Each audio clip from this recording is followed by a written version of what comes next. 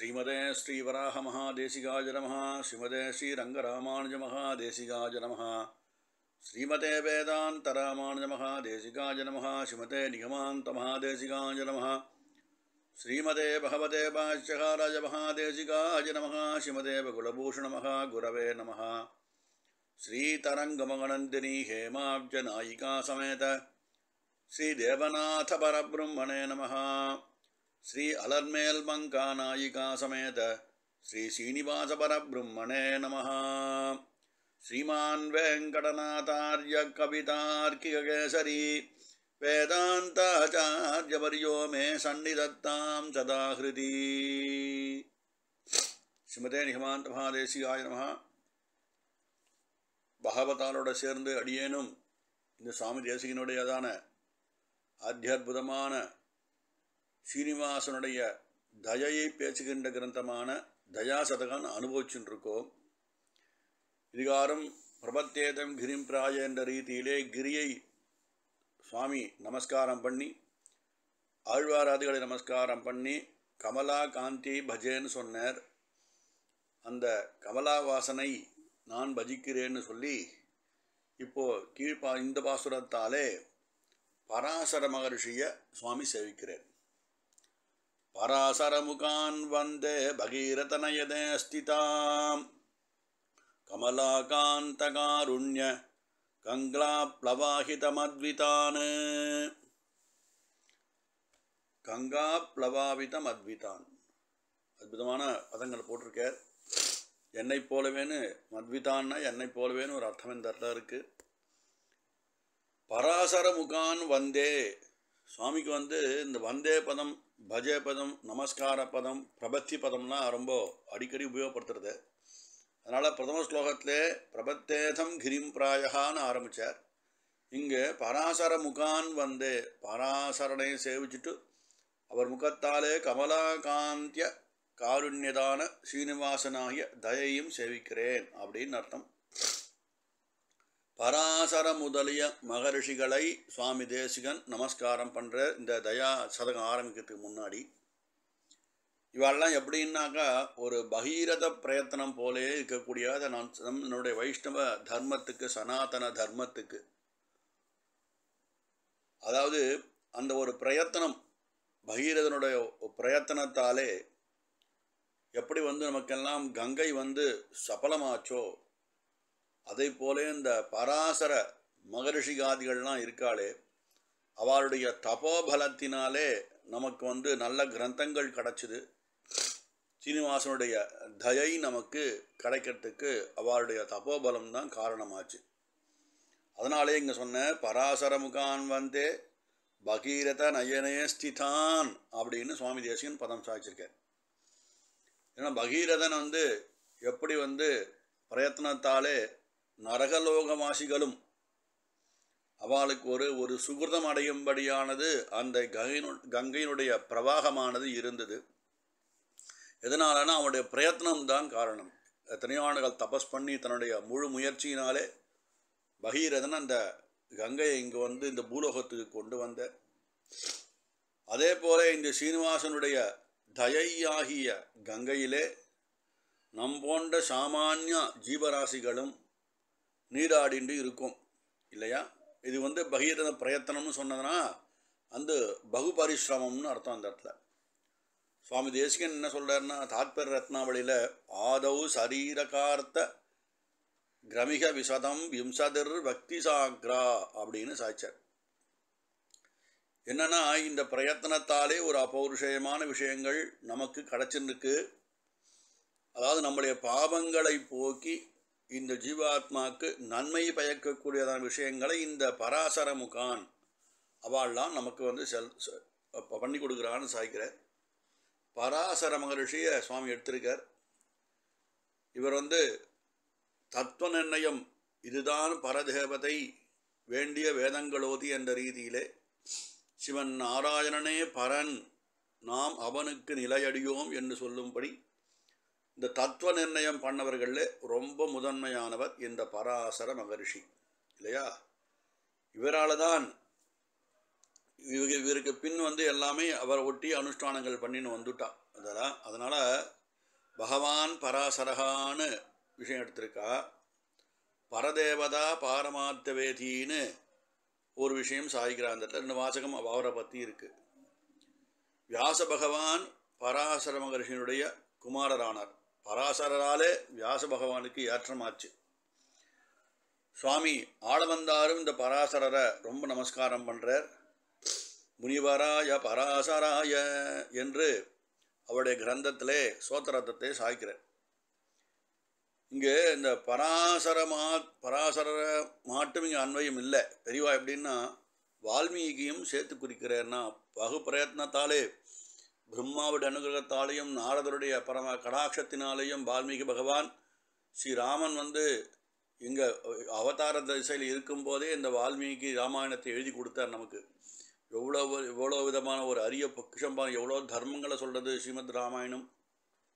பெருமாளுடைய அந்த தபஸை சொல்கிறது, ரிஷிகளுடைய சரணாகதியை சொல்கிறது, அதாவது பெண் மேலே ஆசைப்படாதேன்னு சொல்கிறது, பெருமாள் எவ்வளோ நீராயிருக்கான்னு சொல்கிறது, பெருமாளுடைய தயையை காட்டுறது, பெருமாளுடைய சௌசீல்யத்தை காட்டக்கூடியதான ஸ்ரீமத் ராமாயணம். எத்தனையோ தர்மங்களை பெருமாள் நமக்கு தான் அனுஷ்டித்து காட்டி பித்ருபச்சல பரிபாலனம் பண்ணிய விஷயங்களை இந்த வால்மீகி பகவான் நமக்கு தன்னுடைய கிரந்தத்தின் மூலமாக அற்புதமாக கொடுத்தார். அதனாலே இவா பராசரன் மட்டும் சொல்லாத வால்மீகியும் சேர்த்துக்கிறா பெரியவா தன் வியாக்கியானத்தில். அதனாலே அவள் என்ன சொன்னான்னு அந்த தயா தத்துவத்தை தான் இவா காட்டுறான். பெருமாளுடைய தயை எப்படி இருக்குது, அந்த தயைக்கு இந்த ஜீவாத்மா எப்படி பாத்திரபூதராக முடியும் என்பதை தன்னுடைய கிரந்தங்கள் மூலமாக காட்டி நீ இவாளை தான் தொழ வேண்டும், இவன்தான் பரன் என்று இவா தன்னுடைய கிரந்தங்கள் மூலமாக நமக்கு காட்டி போந்தார்கள். பகீரத நயனே ஸ்திதான்னு 2வது பதத்தை எடுத்த சுவாமி தேசிகன். இவாளெல்லாம் பகீரதன் போட்ட பாதையிலே போய் என்னென்ன அர்த்தம், அந்த பிரயத்தன சாபேட்சம், பிரயத்தனம் பண்ண பகீரதன் மேலே ஒரு பிரயத்தனம் பண்ணால் எதையும் சமுதிரத்தை கூட வத்தடிக்கலாம். பாருங்க, எங்கேயோ இந்த சமுதிரத்தை தன்னுடைய தபோபலத்தினாலேயும் தன்னுடைய அந்த பெருமுயற்சியினாலேயும் பகீரதன் இந்த பூலோகத்துக்கு சகல ஜீவராசிகளும் அவன் முன்னோர்களை அந்த ஸ்ரீபாத தீர்த்தத்திலே நீராட்டி அவளுடைய ஜென்ம சாபல்யம் அடைய வச்சானே. எப்போ பெரிய மகத்தான ஒரு என்ன சொல்கிறது கிருத்தின்னு சொல்ல முடியும் இல்லையா. அவனுடைய கிருத்தியை, அவனுடைய காரியமானது எப்படி இருந்ததுன்னா பகுப்பிரயத்தன காரியம். இல்லைனா நம்மளால் இன்றைக்கி தபஸ் பண்ணி கொண்டு வர முடியுமா கங்கையை பூலோகத்துக்கு? முடியாது இல்லையா.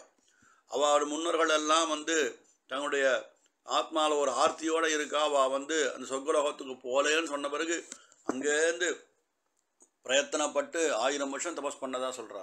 பிரயத்தனப்பட்டு இந்த கங்கையை கொண்டு அதிலே அவளுக்கு புனித நீராட்டி அவளை கடைத்தேற வச்சார் இந்த பகீரத நயே ஸ்திதான்னு சொல்கிறார் சுவாமி தேசிகன். அப்படி பண்ண பேரு உபகாரத்தை இவா அனுஷ்டானம் பண்ண ஆரம்பிச்சுட்டா பராசர முகான்.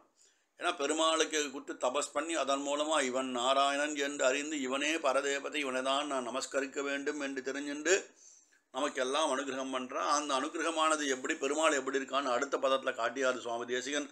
கமலாகாந்த காருண்ய அப்படின்னு கமலாகாந்தனா இருக்க, வெறும் காந்தனா மட்டும் இல்லை, ஷிய காந்தாய கல்யாணம் தான் சொல்லுவோம் நம்ம இல்லையா. காந்தஸ்தே புருஷோத்தமம்னு ஆளவந்தார் சாய்ச்சார். அந்த பெருமாள் தன் பிராட்டி சகிதனாயும் பிராட்டிய க்ஷணமாத்திர வியாஜத்தாலே கூட பிரியாதவனாயும் சர்வதா அபுதசித்தமாயும் இருக்கக்கூடியதானும் அவனை எப்பொழுதும் ஆசிரியக்கக்கூடியதானா இருக்கக்கூடியதான பெருமாளாகவும் அந்த பெருமாள் இருக்கார் நமக்கு. எப்படின்னா அந்த கிருபையினாலே பரிபாலனம் பண்ணுறார். கிருபையினாலே காந்தனுடைய தயை எப்படின்னா கங்கையை ஒத்து இருக்கு. என்ன சொல்லணும், கங்கை கூட ஒரு வியாஜம்தான் நமக்கு. ஆனால் எம்பெருமானுடைய கிருபையை தயை நம்மளால் அளக்க முடியுமானா முடியாது.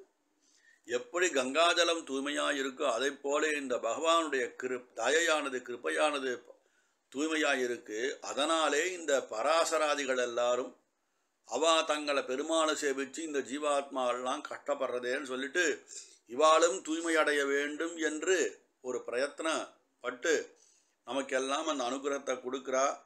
அதான் சொன்னார் கமலாகாந்த காருண்யம். இந்த கமலையினுடைய நாதனான அவனுடைய காருண்யம் இருக்கே. காருண்யம்னா பெருமாள் மட்டும் அனுகிரகம் பண்ணல, பிராட்டி தனியாக உட்காண்டிருப்பான் இல்லை, அலர்மேல் மங்க ஒரே பாரம்னா இருக்கான் இந்த ஸ்ரீனிவாசன். அவள் 2 பேரும் சேர்ந்துதான் இந்த ஜீவாத்மாவுக்கு புருஷார்த்தங்களை பத்னி சகனான பெருமான் அனுகிரகம் பண்ணுறார். அப்படி என்பதுதான் நம்மளுடைய சத்சம்பிரதாயத்தினுடைய கோட்பாடாக இருக்குது. கங்கா பிளவாபித மத்விதானு அப்படின்னு இந்த கடைசி வரி எடுத்து காட்டார். அதாவது கங்கையை போலே அது ஒத்து இருக்கு இவளுடைய அனுகிரகமானது அப்படின்னு காட்டுறா.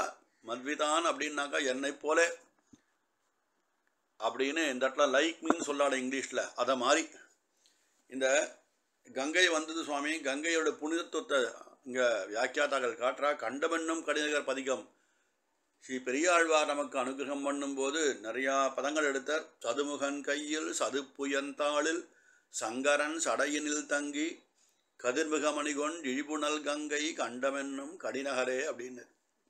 சதுமுகன் கையில் சதுப்புயந்தாளில் பிரம்மா பெருமாள் வந்து ஆழியட சங்கம் வில்லுமெட திசை வாழியட தண்டும் வாழுமெடன் பெருமாள் லோகத்தளந்தர் ஒரு அடி கீழே வச்ச. ரெண்டாவது திருவடி எல்லா லோகத்தையும் தாண்டி சத்துலோகம் போகும்போது பிரம்மா கமண்டல தீர்த்தத்தாலே அதுக்கு வந்து பெருமாள் திருமஞ்சனம் பண்ணியாச்சு பிரம்மா. அதான் சதுமுகன் கையில் சதுப்புயந்தாளில் எம்பெருமான் திருவடியிலே பட்டதானது சங்கரன் சடையினை தங்கி பூலோகத்தே பிரவாகமாக போச்சு. எதனால எல்லாம் பகவத் அனுகிரகத்தாலே நடந்தது. அந்த பெருமாளை பரம கிருப பண்ணி நமக்கு கொடுத்தாரத்த. சதுமுகன் கையில் சதுப்புயந்தாளில் சங்கரன் சடையினில் தங்கின்னு ஒரு வேகமாக ஓடி வந்து கீழே விழுந்து ஓடி வரா கங்காதேவி. அதனாலே லோகத்திற்கு கூடிய சகல பாவங்களும் ஜீவாத்மாவுடைய பாவங்களும் அதில் நீராடுவதாலே நம்முடைய தேகம் சுத்தியாச்சு, ஆத்மா சுத்தியாச்சு, நம் பாவம் மொத்தம் ஒழிஞ்சு போச்சு சுவாமி. அதனால்தான் கங்கையிலே நீராடுவதற்கு கால நியமங்கள் எங்கேயும் வைக்கல. கால நியமங்கள் எங்கேயும் வைக்கல. எப்போனா தீர்த்தாமல்லான்னு சொல்கிறேன் அந்த இடத்துல. அதனாலே இதெல்லாம் எப்படி கிடச்சிதுன்னா, இந்த மந்தாகினி அப்படி ஒரு ஆறு இருக்குது. அது வேகத்தை கட்டுப்படுத்த முடியாதான்.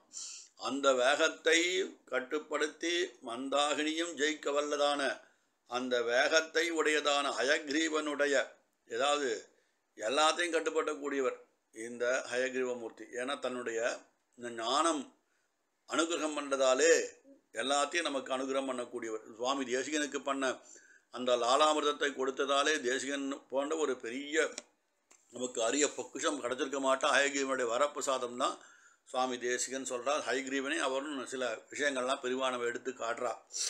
அப்பேற்பட்டதான ஹயக்ரீவனுடைய பரிமுகனான அருளாலே இந்த பராசராதிகளும் அவளுடைய திவ்ய சூக்திகளை நமக்கு அவதாரம் பண்ணி வச்சா அப்படின்னர்.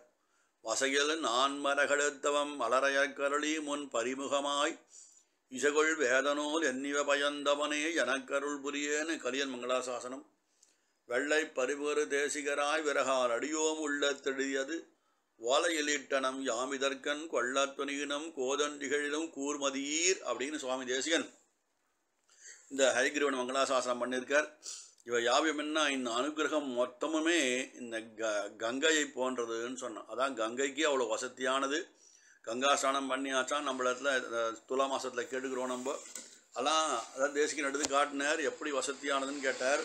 பொங்கு புனர் ஆறுகளில் புவனமெல்லாம் பொற்கடலால் அளந்தவன் தன் தாளால் வந்த கங்கையனும் நதி போல கடல் கடேடில் கமலபிரந்தவனுகந்த கடலே போல சங்குகளில் அவனேந்தும் சங்கே போல சாரிளவன் தந்துலவத்தாரே போல எங்கள் குலபதிகள் இவை மேலாமென்றே எண்ணிய நல்வார்த்தைகள் நாம் இசைகின்றோமே அப்படின்னு. வார்த்தை எப்படி வந்தா கங்கா பிரவாகம் போலே வந்ததுன்னா. எந்த கங்கைன்னர்? பொற்கடலால் அளந்தவன் தன் தாளால் வந்த கங்கையனும் நதி போல அப்படின்னு சொன்னார். அதனாலே கங்கையோட பிரவாகம் ரொம்ப இதுவாக இருக்குது. அந்த கங்கா பிரவாகத்தை போலே இந்த பராசரான் முகான் வந்து அவளுடைய கிரந்தங்களும் நமக்கு வந்து அனுகிரகம் பண்ணக்கூடியதாகவும் அவ்வளோ பிரவாகமாக நமக்கு கொட்டியிருக்கா. இந்த பராசராதிகளெல்லாம் பரத்துவத்தை காட்டுறதுக்கு கங்கை வந்து அவதாரம் பண்ணிட்டு பெருமாள் திருவடியில் அவதாரம் பண்ணிட்டு சரி முன்பாசுரத்தை ஆழ்வார்களை காட்டினாரே. திருவாய்மொழி எங்கேன்னு வந்து சுவாமின்னா சுடர் அடியிலே வந்து திருவாய்மொழி. உயர் வர உயர்நலம் உடையவன் ஜவனவன் மயர்வர மதிலனம் அருளினன் ஜவனவன் அயர்வரும் அமரர்கள் அதிபதியவனவன் துயரரு சுடர் அடி தொழுதெழு என் மனனேன் என்பதானது திருவாய்மொழியுடைய பிரதம பாசுரம். சுவாமி நம்மாழ்வாருடைய அனுகிரகம் பண்ணப்பட்டது. அதனாலே அவ்வளோ வந்து பரிசுத்தமானது இந்த ஆச்சார கிரந்தங்கள். அது கங்கை எப்படி பரிசுத்தமாக இருக்கோ அதை போலே மத்விதான்னு சொன்னதாலே அதை போல இந்த கிரந்தங்களும் ரொம்ப பரிசுத்தமாக இருக்குன்னு காட்டி கங்கை கங்கையன்ற வாசகத்தாலே கடிவினை களைந்திடகிற்கும் கங்கையன் கரமேல் கைதொட நின்ற கண்டமென்னும் கடிநகரே என்பது பெரியாழ்வார் வாக்கு. அது எப்படின்னா அந்த தசகத்தை சேவிச்சாலே கங்கையில் போய் நீ தீர்த்தாமாரியா இல்லையோ இந்த ஆழ்வாருடைய கண்டமென்னும் கடிற பதிகத்தை எவன் அனுசந்தானம் பண்ணுறானோ ஆத்மார்த்தமாக அவனுக்கு கங்கையில் திருமால் கடலினை கீழே குளித்திருந்த கணக்காமே கங்காஸ்தானம் பெருமாளுடைய திருவடியிலே பண்ணதற்கு சமம்னு சாதிச்சுட்டார் ஆழ்வார். அதனாலே இந்த கங்கையிலே தீர்த்தாமாரத்துக்கு கால நியமம் கிடையாது. நம்பு நதிகள்லாம் போனால் அஸ்தமிச்சு போச்சுலாம் போய் தீர்த்தாமாட சந்தியானம் பண்ணிட்டு வந்துருன்னு சொல்லுவாள். ரொம்ப பின்மான 3 மணிக்கு 4 மணிக்கு போகக்கூடாது. 4:30 மணி அந்த அருணோதய சமயத்தில் தான் தீர்த்தாமான்னு சில பெரியவா நியமனம் வச்சுருக்கா. ஏன்னா நம்ம சேஃப்டிக்கோசம் சொல்லி வச்சா. ஆனால் சில திவ்ய தேசங்களில் திருவிண்ணகர் போன்ற திவ்ய தேசங்களில் வந்து அகோராத்திர புஷ்கரணின்னு புஷ்கரணி அங்கே 24 மணி நேரம் தீர்த்தாமாடலாம். அது அங்கே சங்கல்பம் அந்த பெருமாளுக்கு. ஏன்னா அந்த தன்னுடைய பிரார்த்தனை நிறைவேற்றக்கூடியவாளெல்லாம் எப்போனா பெருமாளை சேவிக்கலான்னு ஒரு நியமம் இருக்குது. அதனால அகோராத்திர புஷ்கரணின்னு சொன்னால் திருவிண்ணகர உப்பிலியப்பன் சன்னதியில். அதே மாதிரி இது கங்கையிலே தீர்த்தாமாடுறதுக்கு எப்பயோ ஒரு தடவை போகிறோம், ராத்திரியில் போகிறோம், பகலில் போகிறோம். போகிற உடனே தீர்த்தாமாடி அனுஷ்டானம் பண்ணிட்டாக்கா போன உடனே என் பாபத்தை நான் தொலைக்கணும் அப்படின்னு தான் சங்கல்பம் பண்ணி இங்கேருந்து நம்ம போகிறோம். அதனால் எப்போ தீர்த்தத்தை பார்க்கும்போது உடனே தீர்த்தாமாடின்னு அந்த இடத்துல. அதனால் அந்த நியமங்கள் இல்லைன்னு சொல்ல வர அந்த இடத்துல மத்விதான்னு சொன்னதால் என்னை போலே இந்த கங்கையை பகீரதன் தபோபலத்தாலே கொண்டு வந்தது போலே தங்களுடைய தபோபலத்தாலே பராசராதிகள் எல்லாரும் இந்த கிரந்தங்களை நமக்கு அனுகிரகம் பண்ணி கொண்டு இதிலே நான் பெருமாள் யாருன்னு காட்டிருக்கேன்பா நீ கற்றுக்கோ அப்படின்னு சொன்னார். இங்கே வந்து கங்கை ரொம்ப புனிதம் சொன்னால் நம்ம எந்த கங்கை சுவாமி புனிதம் நிறையா இருக்க சுவாமி. தேவப்பிரயாகை தேவகங்கை இருக்குது, ஆகாச கங்கை இருக்குது, பகீரத கங்கைன்னு சொல்கிறாள்னா அதை விட புனிதம் எதுன்னு சொன்னான்னா கமலாகாந்த காருண்ய எம்பெருமானுடைய காருண்யமான தயை ஆகிய கங்கை இருக்கே அது எல்லாத்த விடவும் சிறந்ததுன்னு காட்டுறதுக்கு தான் சுவாமி தேசிகன் தயாசதகம் பண்ணார். அதனாலே பராசரம் கான் வந்து பகீரதனயனே ஸ்திதானு கமலாகாந்த காருண்ய கங்கா பிரபாவிதமத்விதான்னு சாய்ச்சது இந்த 4வது ஸ்லோகத்தை சாய்ச்சிருக்கார். எம்பெருமானுடைய தயையான கங்கா பிரவாகமானது இதர கங்கைகளை விட ரொம்ப சீரியதானது அப்படின்னு பெரியவாளுடைய அனுஷ்டானமாக இருக்குது. கவிதார்க்கிக சிம்மாய கல்யாண குணசாலினே ஸ்ரீமதே வெங்கடேசாய வேதாந்த குரவே நமஹ.